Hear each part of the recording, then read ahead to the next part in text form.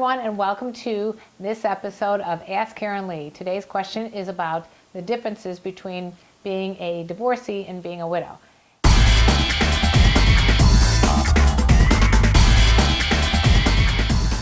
So I'll give you a little example of what happened to me when I became single after my husband passed away.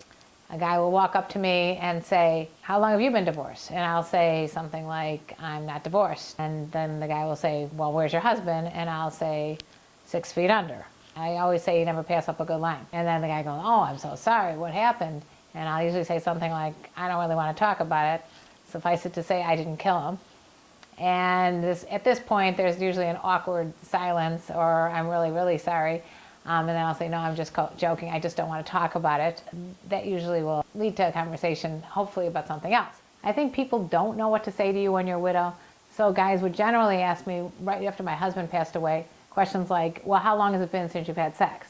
And I'll usually respond with something like, "It's been 24 hours. But in the meantime, I'm going to give you the differences between widows and divorcees as I see it. The most obvious thing is that the divorcees generally didn't have a good marriage, as opposed to widows who typically do have a good marriage, or at least they only remember the happy times. Divorcees have exes that attend their children's sporting events and theater performances and weddings, whereas the widow doesn't have that partner to rely on, but she also doesn't have to hear their opinions about child-rearing issues and the way they spend money, etc.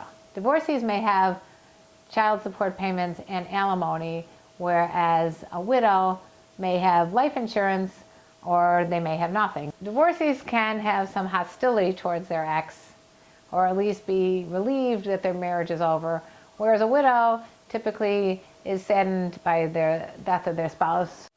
Divorcees get help by the other parent by rotating weekends for visitation, whereas it's a full-time gig if you're a widow. Divorcees may frequently have to deal with exes that are a pain in the ass, whereas widows, well, obviously that's not going to be an issue. If you're with a divorcee, you may have to hear about the flaws of the ex. You may be compared to that ex when you're not doing something the way they wanted it. You have to prove that you are different from the ex. If you're with a widow, you're going to have to understand the widow's need to talk about her deceased. You may have to hear stories and tales from the friends of that deceased person. The children may bring up memories of that deceased person.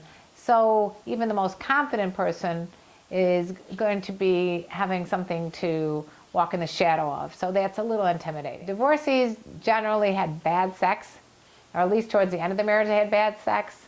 So they're looking to have different or better sex the second time around. The widows may have had good sex with their deceased, but are also looking to have good sex again, if not better sex, the second time around. So those are the major differences that I think are between widows and divorcees. If you can think of more, or if you've experienced more, please let me know in the comment section here on YouTube.